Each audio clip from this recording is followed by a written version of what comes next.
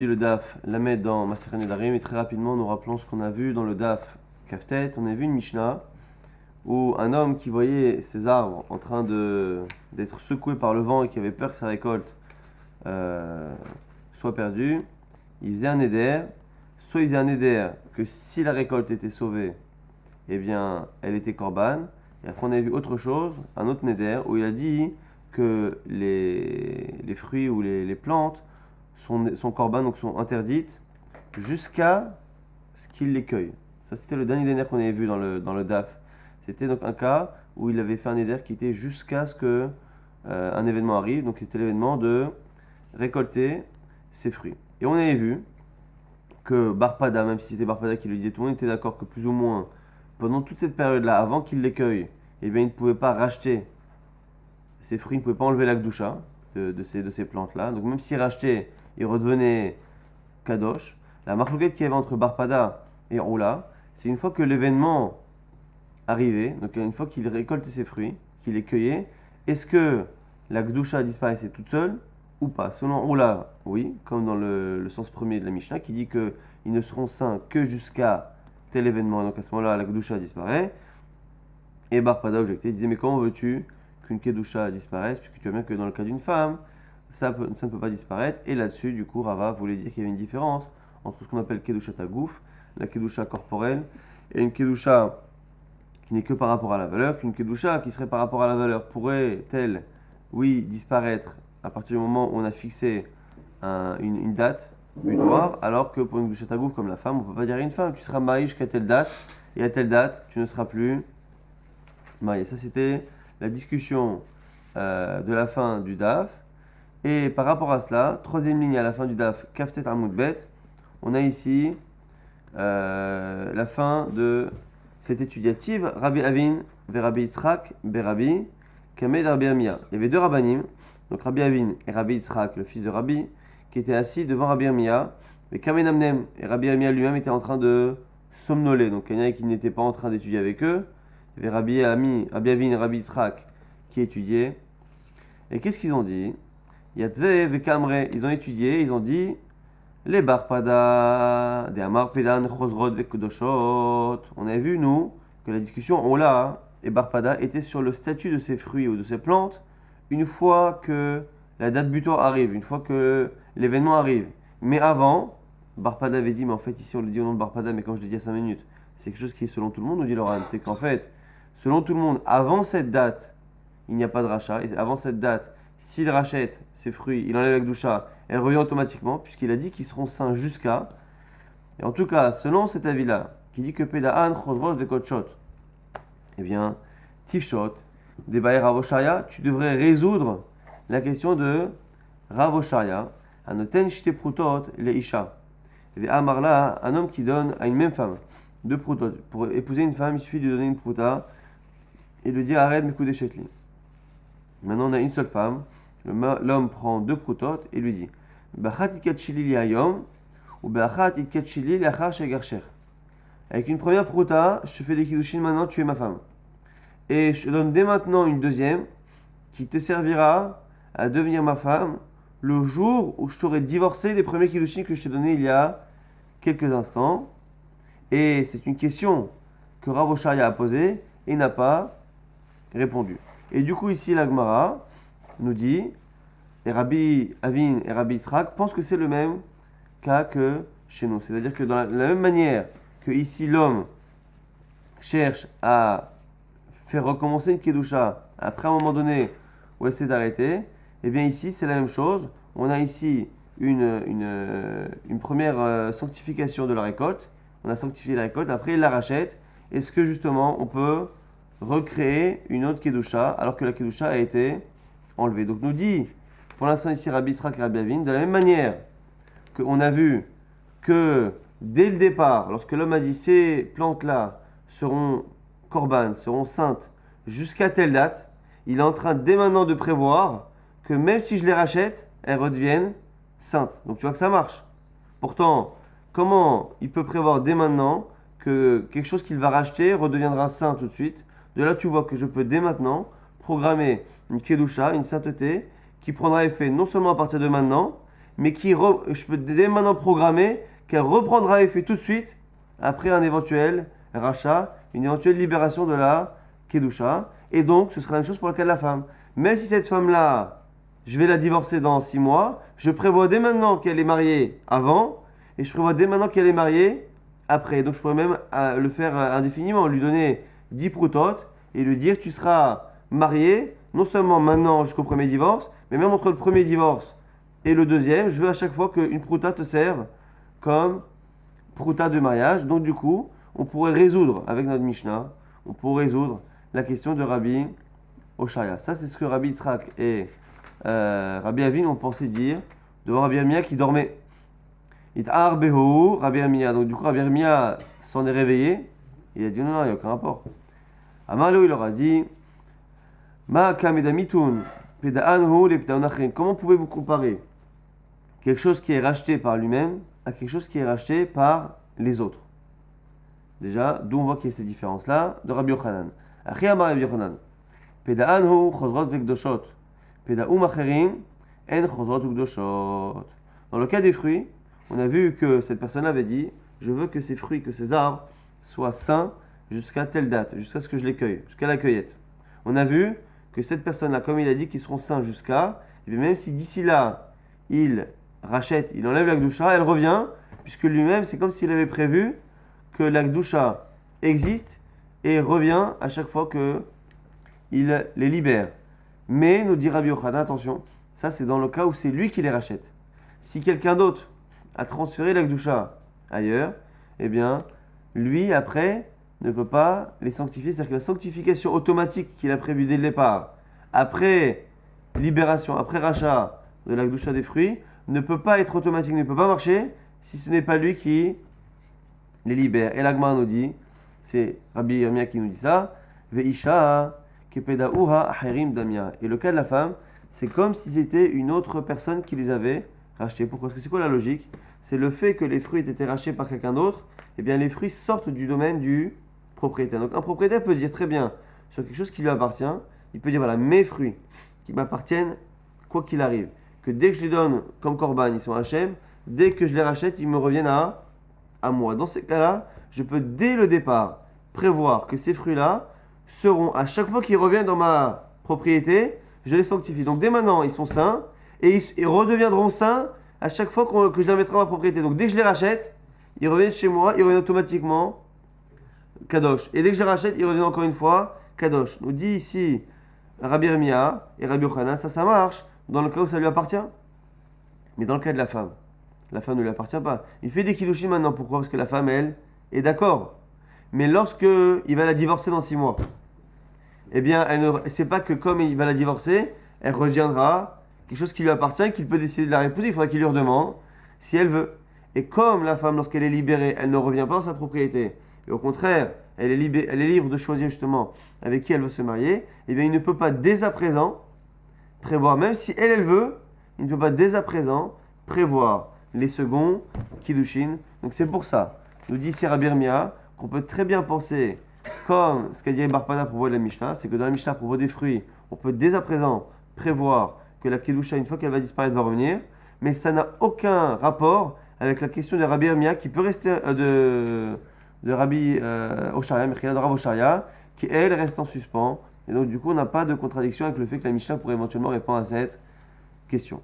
Et à ce propos, on répète la halakha de Rabbi Yochanan, Itmar Nami, Amar Rabbi Ami, Amar Rabbi Yochanan, non, Rabbi Yochanan, Rabbi Ami a dit, Lo shanu ila she peda'anu, aval peda'an acherim, en chozrot ukdoshot. Encore une fois, on rappelle que l'histoire des fruits, on ne peut prévoir qu'une kedusha revienne indéfiniment chaque fois qu'il y a un rachat. On ne peut le prévoir que lorsque les fruits ont été rachetés par lui, mais pas par quelqu'un d'autre, parce que sinon, les fruits sortent de sa propriété et il ne peut pas dès à présent prévoir de les sanctifier. Et donc c'est la même chose pour la femme. La femme ici sort de sa propriété lorsqu'elle est divorcée. Nouvelle Mishnah.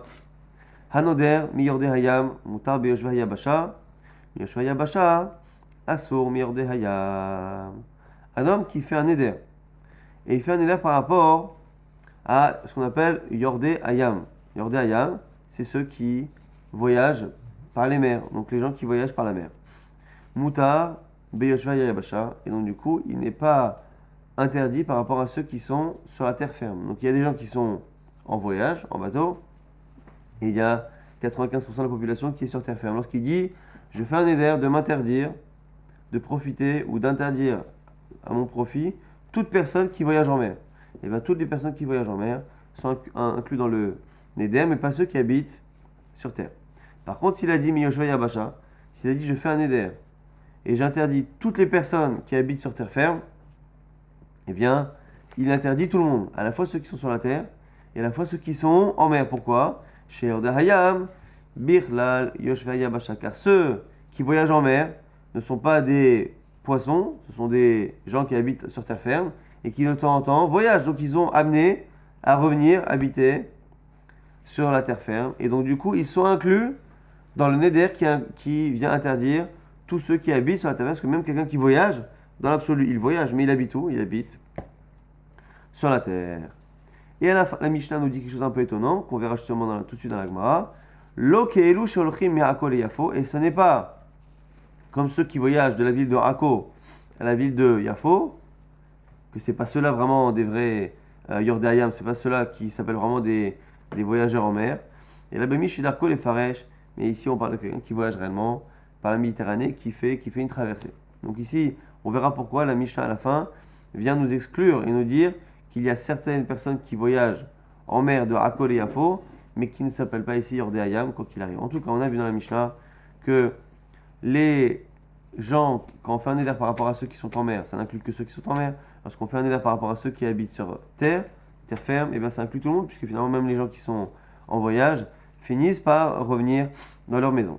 Rav Papa, Beravacha, Bered, Ravika, Had Matnea Recha, Had Matnea Sefa. La fameuse fin de la Mishnah qui dit que ça n'est pas comme ceux qui voyagent vers Akko et Yafo, mais qu'on appelle l'Yordayam, c'est ceux qui vraiment vont en pleine mer. Eh bien, la Gemara nous dit qu'on a une marloquette sur le sens de ces mots-là. Est-ce que ça a un rapport avec le premier din ou avec le deuxième din? Mad et Tane Arecha, celui qui dit que c'est sur le début. Maintenant, Achri, comme ça, il explique. On reprend le début de la Mishnah. Hanodam yorde ayam mutar beyoshva yabasha. Celui qui fait un éder de s'interdire tous ceux qui sont en mer. On a dit mutar beyoshva yabasha. Il a le droit de profiter de ceux qui habitent sur terre ferme. Donc il fait un éder, il dit voilà, tous ceux qui sont en mer, je n'ai pas le droit d'en profiter, mais il peut profiter des gens de la terre ferme. Ha beyorde ayam, mais évidemment qu'il ne peut pas profiter de ceux qui sont en mer. Et quoi? Et là-dessus, et on change de page ici, lorsque justement il vient interdire ceux qui ont l'habitude de voyager en mer, c'est là-dessus que la Mishnah aurait dit à la fin, attention, hein, quand j'ai dit que quelqu'un fait un éder par rapport à ceux qui sont en mer, et qu'il s'interdit donc ceux qui sont en mer, attention, ceux qu'on appelle les voyageurs en mer, eh bien, ne n'inclut pas ceux qui vont de Akko et Yafo. Car ceux-là s'appellent des gens qui habitent sur terre, qui ne sont même pas en voyage, simplement ils font une petite traversée. Et là, Mimi chez Darkan et Faresh, je m'en parle de celui qui a vraiment l'habitude de voyager dans des endroits lointains. Mandé Matnea Sefa, celui qui dit que c'est par rapport à la fois qu'on a dit ça. Le deuxième ligne, c'est quoi? Hanodam Yeshve Yabasha Asur Beordaya. On a dit que celui qui se fait un éder par rapport à tous ceux qui habitent sur terre, eh bien ça inclut ceux qui habitent sur la terre ferme actuellement et ceux qui sont en voyage. Alors pourquoi après on a parlé de ceux qui vont dans Akko et Yafo? Velo belu olchim Akko et Yafo bilad. Et attention, quand je t'ai dit que ceux qui font le néder par rapport à la terre ferme, ça inclut même les voyageurs en mer. Attention, je te parle même pas que des voyageurs bidons, ceux qui vont dans Akko et Yafo. Quand je dis que ça inclut les voyageurs en mer, je te parle même des vrais voyageurs en mer. Et là, Filou Bibi chez Darko les Faresh, au Il, Vesofo, les Yabasha Salik, puisqu'il finira par aller sur terre ferme, en sachant qu'ici, quelles que soient les deux lectures de Rabbi Papa ou de Ravacha, il n'y a aucune afkamina sur la Mishnah. Quoi qu'il arrive, les deux dinim à retenir de la Mishnah, c'est que quelqu'un qui fait un éder par rapport à ceux qui sont en mer, n'inclut que ceux qui sont en mer, pas ceux qui sont. Michila, ceux qui fait un éder par rapport à ceux qui sont en mer, n'inclut que ceux qui sont en mer, qui fait un éder par rapport à celui qui habite sur terre ferme, ben ça inclut même les marins, parce que les marins ont toujours une adresse sur une adresse terrienne, exactement. Nouvelle Mishnah, Hanoder Miroe Ahama. Asur Av Besomin. Sheloni Kavenze, et là les Misha Hama Roaotan. Celui qui fait un éder et qui dit je fais un éder, et dans ce éder j'interdis tous ceux qui voient le soleil. Donc au sens premier, qui voit le soleil, c'est quelqu'un qui a la possibilité de voir. Donc normalement, un aveugle ne devrait pas rentrer dans ce néder-là. Mais la Mishnah nous dit, Assour, Avesoumin, même quelqu'un qui est aveugle est inclus. Alors pourquoi il a dit ceux qui voient le soleil? Par définition, un aveugle ne peut pas voir. La Mishnah nous dit, chez Loni Kavenze, la Misha Hamar Aotan. Quand il a dit tous ceux qui voient le soleil, c'est une expression que l'on retrouve très souvent. En hébreu, c'est inverse, c'est pas celui qui voit le soleil, c'est celui qui est vu par le soleil. C'est-à-dire que celui qui est visible, qui est déjà né, qui est vu par le soleil. Roechama, même si ça peut se lire comme étant celui qui voit le soleil, c'est plutôt celui qui... Voilà, exactement. Quand on dit... C'est arrivant, en fait. Exactement. Alors on dit, il a vu le jour. On dit cet enfant, il a vu le jour. Ben, très souvent, il est encore à la maternité, il n'a pas vu le jour. Donc c'est pas voir le jour, c'est arriver à un moment donné où on est vu, entre guillemets, par le soleil. Alors, dans ce cas-là, qui profite d'un mort? Alors, non, pas d'un mort, on parle soit des bébés qui sont dans le ventre, soit des poissons, on dit dans les commentaires, les poissons, tous les animaux ou les êtres vivants, on parle pas évidemment des végétaux, on parle ici des êtres vivants qui ne sont pas justement à portée du soleil. Ma'etarama, déjà la question avec moi, c'est mais comment ça marche? Si tu as changé le sens premier, l'Agma a dit on déduit, mideloka amar minaroin. Ceci en hébreu, on a dû dire roin, c'est les voyants. Roin, c'est les bienvoyants. Et Soumin, c'est les aveugles. Puisqu'il n'a pas dit, je fais un éder, minaroin, de tous ceux qui sont voyants, et donc je n'inclus pas les aveugles, et bien de là on voit que c'est pas sa kavana, c'est pas d'exclure les aveugles, c'est d'exclure ceux qui ne sont pas vus par le soleil. Donc la fouquet, dagim ve orbarim, nous dit la Gemara, pour exclure dagim, les poissons, orbarim et les fœtus, qui sont eux des êtres vivants, mais qui ne sont pas encore à portée du soleil. Nouvelle Mishnah, Anoder, Mishchore Harosh. Celui qui fait un éder de Shchore Harosh, ceux qui ont la tête, le haut de la tête, noir, Shchore Harosh. Donc ceux qui ont les cheveux noirs. En général, très souvent dans la Gemara, Shchore Harosh, c'est les jeunes. Parce que justement, ils ont les cheveux noirs, ils ne couvraient pas leur tête parce que les adultes la couvraient souvent, et ils avaient les cheveux noirs, ils n'ont pas les cheveux blancs. Mais là, vous allez voir qu'ici, c'est un peu plus compliqué. Il fait un éder de Shchore Harosh, de ceux qui ont la tête noire, donc de cheveux. Le chidouche, c'est quoi? C'est Assour Bekehin. Il est même, le Neder inclut même les chauves. Alors c'est bizarre, parce qu'il normalement il a dit en vertu de l'agma, il a dit qu'il fait un Neder par rapport à ceux qui ont la tête noire de cheveux. Donc comment il peut inclure les gens qui ont le crâne rasé ou qui n'ont plus de cheveux? Ou Barley Sevot, et ça inclut même ceux qui ont les cheveux blancs, les personnes âgées qui ont les cheveux blancs. Donc comment ça marche? Mouta Benachim ou Bektanim. Par contre, ça n'inclut pas les enfants et les femmes. Les femmes et les enfants ne sont pas inclus. Donc ici, il y a un double problème. C'est qu'il a fait un éder par rapport à ceux qui ont la tête noire de cheveux. Et les enfants qui ont la tête noire de cheveux ne sont pas inclus. Alors que les chauves et les gens qui ont les cheveux blancs sont inclus. Donc on a vraiment ici un éder qui a des complètement différents de ces mots. Pourquoi? Nous dit la Mishnah, She'en ikra'in shchor harosh, et là anashim ekdolim. Parce qu'en général, on a l'habitude de n'appeler shchor harosh que les adultes hommes. Et vous allez voir qu'ici on retrouve déjà une notion qu'on verra à la fin du DAF, que au niveau de Nedarim, on se réfère par rapport à la compréhension classique de ces mots, par rapport au Lachon Ben Adam, et non pas par rapport à des mots stricts et le sens strict de la langue au niveau du Larousse ou de l'Académie française, mais en fonction de ce que les gens veulent dire par cette expression-là. Donc ici, Shchoré Harosh, comme en général, on appelle Shchoré Harosh que les hommes en général, eh bien, ça va exclure les femmes, ça va exclure les enfants qui ont les cheveux noirs, et ça va inclure des hommes qui n'ont plus de cheveux ou qui ont les cheveux blancs, parce que finalement l'expression, avec le temps, elle a fini par inclure tous les hommes. Maïtarama, déjà donc on sait que c'est ça sa kavana, midelo kama mi balasea, parce que sinon, s'il avait voulu inclure les gens avec des cheveux et exclure ceux qui n'en ont pas, il aurait dû dire je fais un éder par rapport à tous ceux qui ont des cheveux, et donc ça exclut celui qui n'en a pas. Utar benashim ou bektanim, she'en ikra'im shchor harosh, et là, Nashim, on a vu dans la Mishnah que les hommes, les femmes et les enfants ne sont pas inclus, parce qu'on appelle réellement shchor harosh que les hommes. L'agma dit maïta ama, c'est quoi la raison?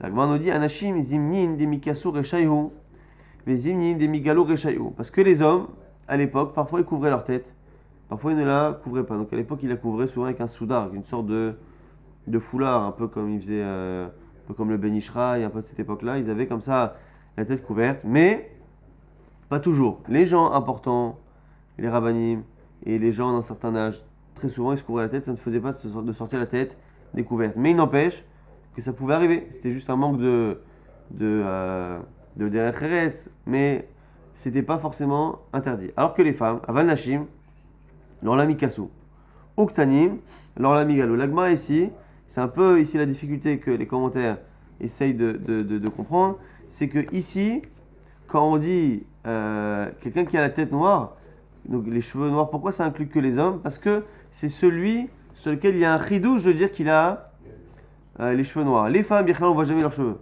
Donc on ne sait pas, blonde, pas blonde, brune, pas brune, on ne sait pas. Par contre, les enfants, on voit tout le temps la couleur de leurs cheveux. Et donc du coup, c'est pas non plus intéressant de dire il a les cheveux noirs ou pas. Et donc c'est la raison pour laquelle, de manière générale, Shro Harosh, quand on a parlé de la couleur des cheveux, on parle que de ceux, donc les hommes adultes, qui ont parfois l'habitude d'avoir les cheveux, la tête couverte, et des fois la tête découverte, où du coup c'est intéressant de dire tiens, il a les cheveux noirs ou pas. Mais du coup, par extrapolation, ça finit par inclure même les hommes qui n'ont plus de cheveux, ou même les hommes qui ont les cheveux blancs. C'est-à-dire qu'à la base, quand c'est très souvent comme ça au niveau de la langue, il y a au départ un mot qui veut dire quelque chose, et finalement, ça finit par prendre un sens qui est un peu plus large. Le sens a évolué à la base, je crois, c'était par rapport aux jeunes hommes qui avaient les cheveux noirs, et finalement, ça finit par inclure tous les hommes, et c'est la raison pour laquelle, maintenant, quand on veut parler de quelqu'un qui n'a pas de cheveux, qui a les cheveux blancs, on dit je veux tous ceux qui ont des cheveux, ou ceux à qui il reste des cheveux blancs et non pas des cheveux noirs et pas des cheveux blancs. Mais si on dit Shro Harosh, finalement maintenant c'est venu décrire les hommes adultes,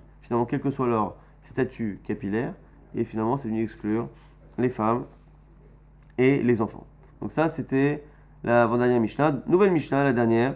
Anoder, Minayilodin, Mutar, Medoladin. Minanoladin, Asur, Minayilodim. Quelqu'un qui fait un éder par rapport aux Yilodim. Yilodim, ce sont les gens qui sont déjà nés. Ici, c'est au passé. Moutar, Benoladim, eh bien, il n'a pas fait un éder par rapport à ceux qui vont naître.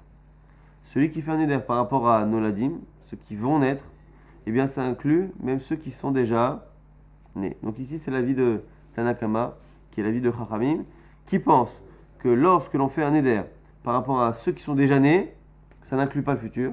Lorsque je fais un éder par rapport à ceux qui vont naître dans le futur, ça inclut même ceux qui sont déjà nés. On verra exactement pourquoi. Rabbi Meir n'est pas d'accord. Rabbi Meir dit Umatir, Af, Bayilodim. Il autorise même ceux qui sont déjà nés. On verra Rabbi Meir tout de suite. En tout cas, Chachamim explique Chachamim, Omrim, Loni Kavenze et l'Abemi Shidarko Lehivaled. Lorsque la personne a dit qu'elle fait un éder par rapport au Noladim, c'est pas réellement à ceux qui vont naître dans le futur pour X sur le passé, c'est justement pour inclure tout, c'est-à-dire que c'est une personne qui veut faire un éder par rapport à ce qui a l'habitude de naître, qui est déjà né ou qui va naître, à l'exclusion justement de certaines choses. En tout cas, pour l'instant, on a une marloquette dans la Mishnah et on a Rabbi Meir qui est un peu étonnant. C'est que Chachamim nous disent que autant lorsque je fais un éder par rapport au passé, par rapport à ceux qui sont nés dans le passé, je n'inclus pas ceux qui vont naître. Quand je fais un éder par rapport à ceux qui vont naître dans le futur, nous disent Chachamim, en fait, cette personne-là veut faire un éder par rapport à tout être vivant qui a l'habitude de naître. Donc qui va naître, c'est une manière de dire que dans l'histoire qui va naître. Quelqu'un qui, dans l'histoire, sera passé ou va passer par la naissance, et non pas certaines créations qui n'ont pas justement de naissance. Et donc, du coup, Rabbi Meir, qu'est-ce qu'il veut? Rabbi Meir vient nous voir.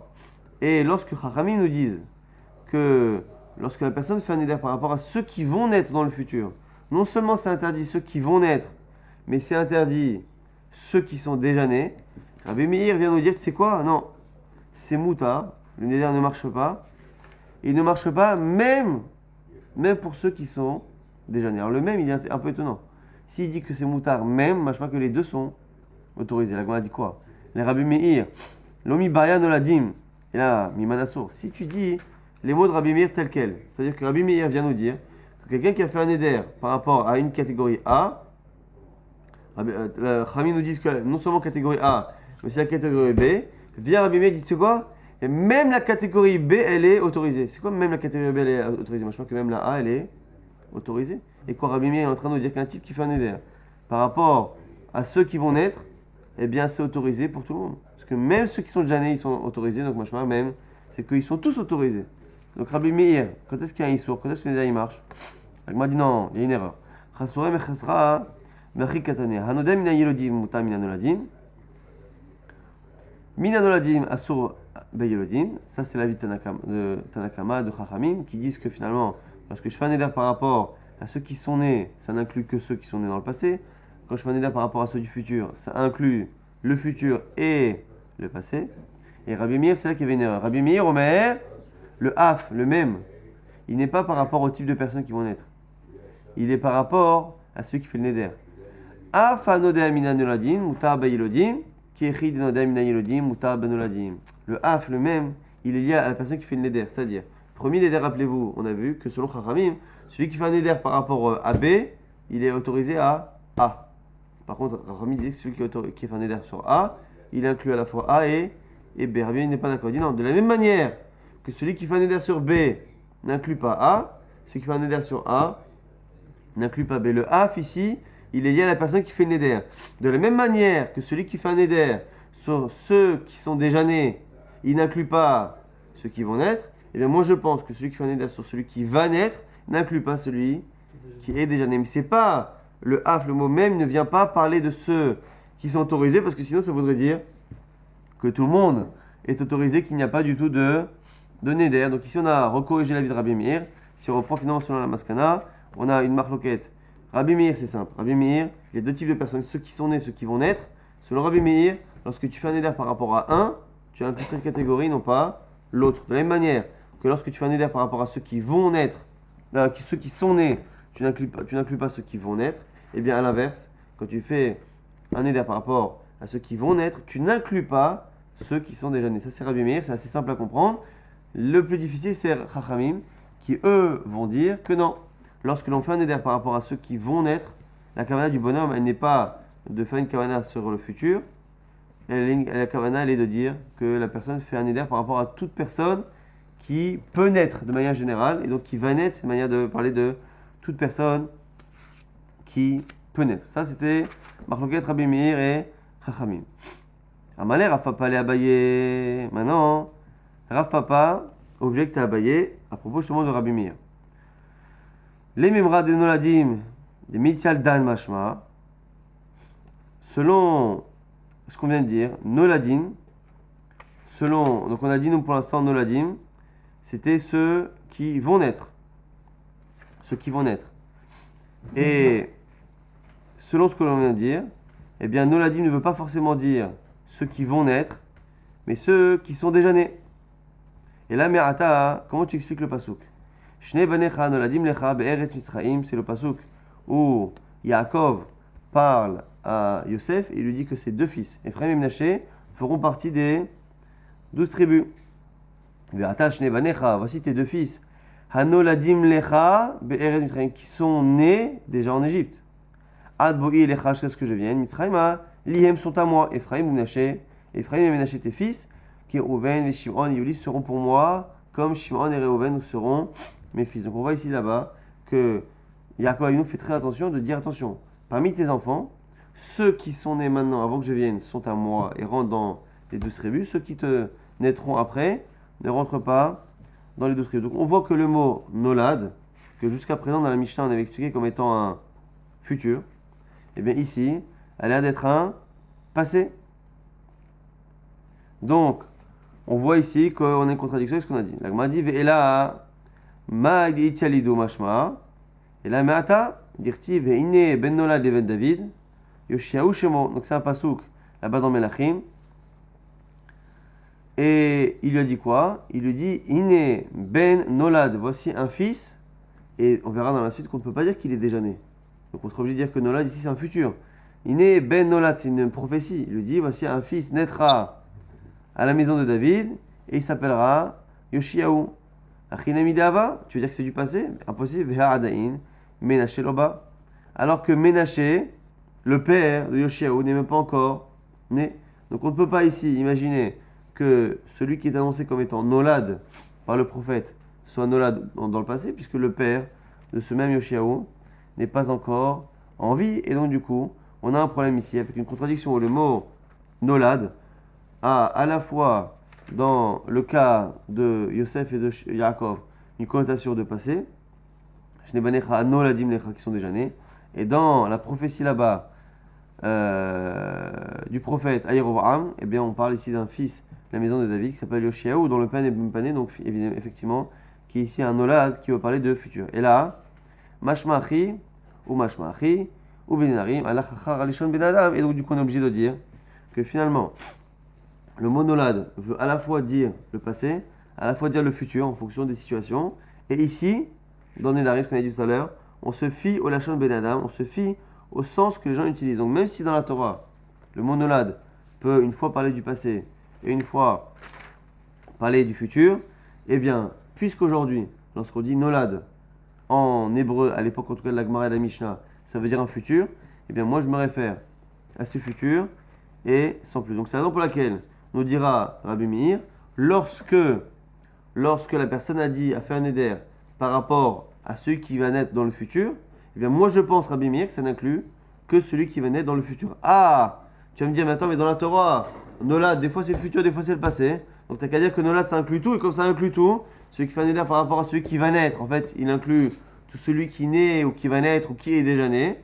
Nous dit Rabbi Meir, non, effectivement la Torah elle-même, elle a un sens, mais dans les Nedarim, on ne se fie pas au langage de la Torah, au langage de l'Académie française, on se réfère par rapport au parler des gens. Si les gens, lorsqu'ils veulent dire Nolad aujourd'hui, au moment de la Mishnah, ça veut dire ceux qui vont naître, ça ne me fait rien que quelques siècles avant, au moment de la Torah, ou des Nevi'im, ont utilisé le mot Nolad pour parler aussi du passé. Moi, je me réfère au Lachon Benadam. On avait dit finalement que pour Chachamim, pourquoi Chachamim disait que bien que celui qui fait un éder par rapport à ceux qui sont déjà nés, il n'inclut pas le futur. Par contre, celui qui fait un éder par rapport au futur, il inclut celui qui est déjà né. Pourquoi ? Parce que sa kavana, c'est de parler de quelqu'un qui est soumis à la naissance. Alors, il m'a dit, mais qui n'est pas soumis à la naissance ? La Fouké Maï, la Fouké Dagim Verofot, pour exclure les êtres vivants qui naissent non pas par gestation classique et par accouchement, mais qui sont des animaux qui font des œufs et qui ont tendance, qui sont des mammifères. Donc ces animaux-là, qui font des œufs et qui ont tendance justement à éclore. Donc celui qui éclot n'est pas, qui a éclos n'est pas né, et celui qui naît n'est pas éclos. Donc du coup, ici, lorsque la personne a dit bon, je fais le néder par rapport à tout celui qui va naître, c'est une manière d'inclure en fait ceux qui vont ou ceux qui sont déjà nés, mais d'inclure tous les êtres vivants qui naissent par accouchement et non pas par éclosion de l'œuf. On va rapidement récapituler tout ce qu'on a dit dans le DAF. On a rappelé qu'il y avait une machloket Ola et Rav Pada et Bar Pada dans le cas où quelqu'un a fait un éder, où il rendait korban toute la récolte jusqu'à un événement. On a vu qu'il y avait une machloket si après ce moment-là il fallait qu'il les rachète ou pas. Et quoi qu'il arrive, tout le monde a l'air d'être d'accord qu'avant ce moment-là, comme il avait dit que les fruits ou les arbres seront sains jusqu'à une date, c'est comme s'il avait prévu que même s'il les rachète entre-temps, eh bien, puisque ça revient dans son domaine, eh bien, il prévoit que dès qu'il les rachète et que ça revient dans son domaine, ça redevient kadosh. Donc en fait, c'est une sanctification qui est interminable. On a dit attention.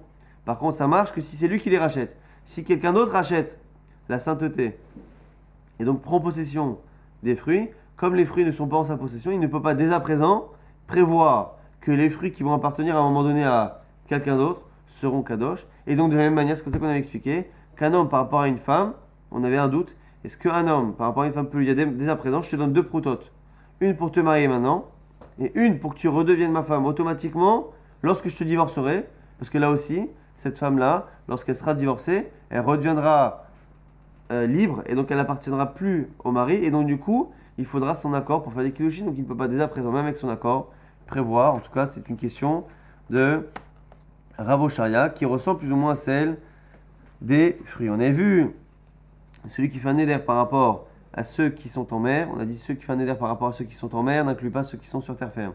Celui qui fait un éder par rapport à ceux qui sont sur terre ferme, il inclut même ceux qui sont en mer, parce que finalement, celui qui voyage en mer finit par retrouver une adresse terrienne. Mais il y a rien de spécial cette Mishnah. Nouvelle Mishnah qui disait que celui qui faisait un neder par rapport à celui qui voit le soleil, celui qui voit le jour, celui qui voit le soleil, ne veut pas dire celui qui peut le voir réellement, sinon on aurait dit un voyant.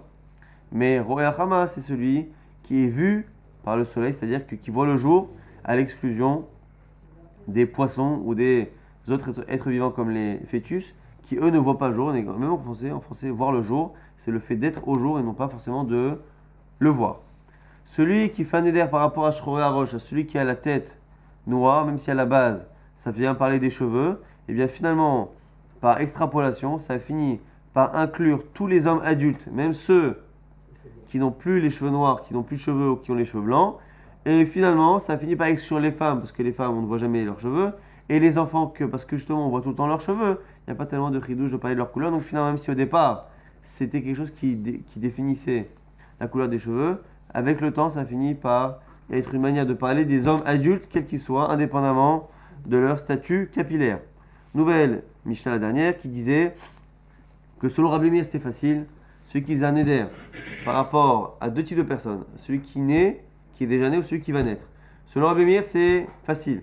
Celui qui fait un éder par rapport à celui qui est déjà né n'inclut pas celui qui va naître. Celui qui fait un éder par rapport à celui qui va naître n'inclut pas celui qui est déjà né. Ah! Et pourtant, le mot noladim, qui a l'air d'être un futur dans la Torah, ça veut dire les deux.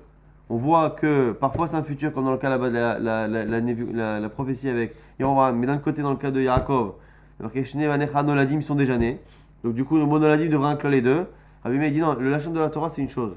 Le lachon du prophète, c'est une chose. Mais le lachon des gens, c'est autre chose. Et les chachamim, les nedarim, Mechila, vont en fonction du parler et du sens que les gens donnent et non pas en fonction du lachon de la Torah. Mais chachamim ne sont pas d'accord, pas par rapport au lachon, mais ils ne sont pas d'accord et pensent qu'ici, la personne, lorsqu'il a parlé de ceux qui vont naître, c'est en fait, il ne vient pas parler à l'exclusion de ceux qui sont déjà nés, il vient exclure tous les êtres vivants qui ne naissent pas par accouchement normal, mais par éclosion d'un œuf. Et donc du coup, lorsqu'il a dit « je fais un éder par rapport à tous ceux qui vont naître », c'est une manière de parler de la race, de toutes les races qui naissent de manière générale, et non pas de ceux qui naissent par éclosion d'un œuf.